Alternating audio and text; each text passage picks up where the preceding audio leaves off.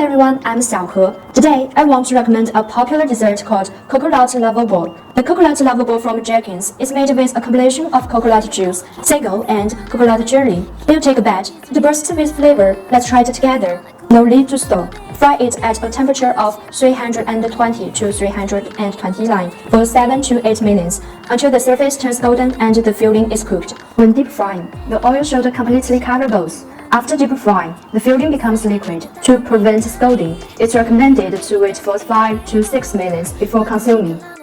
After a short cooking, now we can taste it. The shell of this coconut lava ball is very crispy and it has pumpkin aroma. When you take a batch, it bursts with flavor.